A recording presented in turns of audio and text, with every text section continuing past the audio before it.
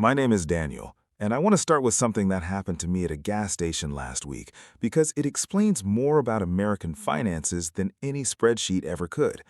I pulled up next to a guy filling up a brand new Range Rover, the kind with the paint that looks wet even when it's dry, and he was on the phone complaining that he couldn't afford to take his kids to Disney this year.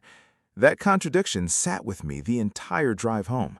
Here's a person surrounded by $100,000 of rolling steel, stressed about a $4,000 vacation. And the more I thought about it, the more I realized this isn't rare. This is basically the default setting for a huge percentage of people walking around looking successful. So today, I want to unpack something I'm calling the maintenance cost of an image, because I think it explains the fake rich illusion far better than the usual talking points about avocado toast or lattes. Here's the thing nobody tells you about looking wealthy. It's not a purchase, it's a subscription. A house or a car is a single decision, sure, but the lifestyle around it, the landscaping, the detailing, the insurance tier, the I deserve this dinners that follow every stressful week, those are recurring charges that renew automatically whether your income does or not. Psychologists have a concept called the hedonic treadmill, but I think the more useful way to picture it is a subscription model applied to your entire identity. You're not paying once to feel successful, you're paying monthly forever. And the moment you stop paying, the identity starts to fade, which is exactly why so many people keep paying even when it's actively wrecking them. Let's put a number on this, because vague concepts don't stick, but math does. Say you earn $70,000 a year, which nationally puts you comfortably above median. After taxes, you're looking at roughly $4,500 a month. Now, layer in the image maintenance package that a lot of people don't even register as optional. A slightly nicer apartment than you need, maybe $200 extra a month. A car lease instead of a used car, another $300 difference. Skincare, grooming, or wardrobe upgrades to look put together, call it $150. Eating out because cooking feels beneath the image you're building, $300 more than a home-cooked equivalent. None of these individually look like a crisis. Add them up, and you've quietly signed yourself up for roughly $1,000 extra a month, not for anything you need, but for the appearance of being a person who has it figured out. And the cruel irony is that the appearance of having it figured out is usually what's preventing you from actually getting there. What makes this trickier than old-fashioned overspending is that a lot of it doesn't even feel like spending anymore. Buy now, pay later services have quietly rewired how purchases register in our brains. When something is split into 4 payments of $40 instead of one payment of $160, your brain files it under minor decision instead of real money, even though the total leaving your account is identical. Retailers know this. That's precisely why the option exists at checkout for a couch, a phone, even groceries in some apps now. You're not making 4 smaller decisions, you're making one large decision disguised as 4 small ones. And disguised decisions are the ones that pile up the fastest because you never consciously agreed to the total. There's a second layer to this that I think is even more interesting, and it has nothing to do with money at all. It's about who gets to look calm. Think about the people you know who seem like they're never stressed about finances. In a lot of cases, that calm isn't coming from actual security, it's coming from avoidance. Checking your accounts less often doesn't mean your situation is better, it just means your anxiety has less data to work with. I've talked to people who genuinely believed they were doing fine financially simply because they'd stopped looking, the same way you can convince yourself you're not that tired if you avoid a mirror long enough.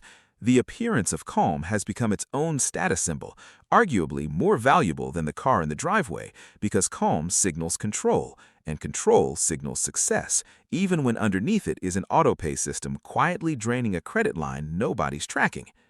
This is where the whole thing gets psychologically interesting instead of just financially depressing. Humans don't actually compare their bank balance to other people's bank balances because we can't see that number. We compare visible signals, and visible signals are incredibly cheap to fake relative to the wealth they imply. A $40 candle from a boutique store photographs identically to a $400 one. A rented designer bag for a weekend looks the same in a photo as an owned one. Even posture and vocabulary get borrowed. People start talking about assets and diversification after listening to 2 podcast episodes, and suddenly they're perceived as financially literate regardless of their actual net worth. We've built an entire economy around signals that cost far less to produce than the impression they create, and once you understand that, the whole illusion stops being mysterious and starts being almost mechanical.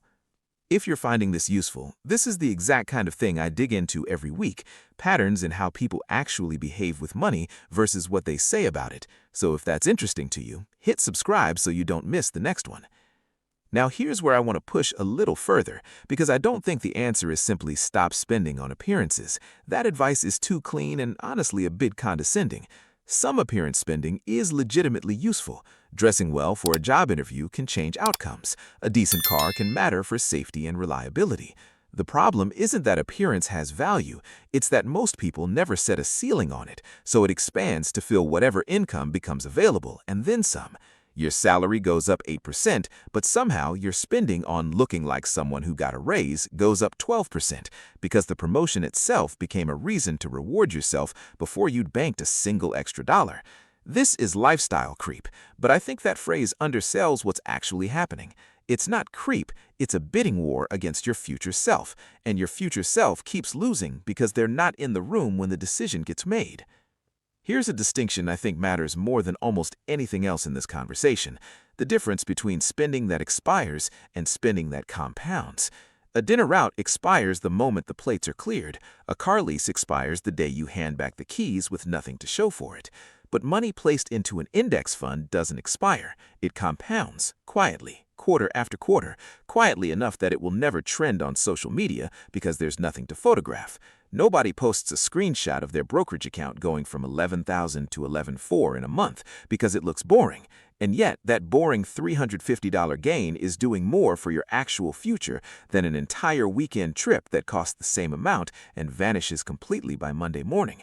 We've built a culture that photographs the expiring stuff and hides the compounding stuff, which means the visible economy around you is systematically the least useful part of anyone's financial life.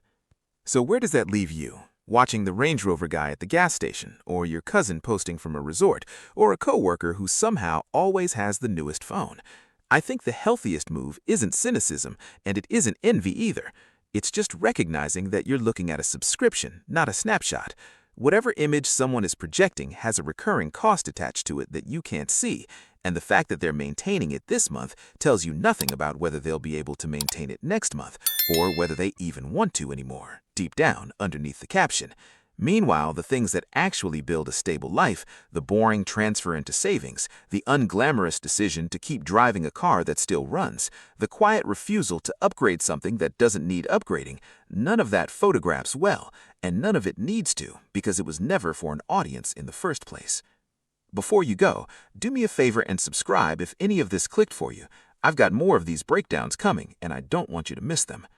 I want to leave you with a question because I think it gets more honest answers than most finance videos ever ask. When was the last time you spent money specifically because you were worried about how you'd be perceived rather than because you actually needed or wanted the thing itself? And looking back now, was it worth the subscription?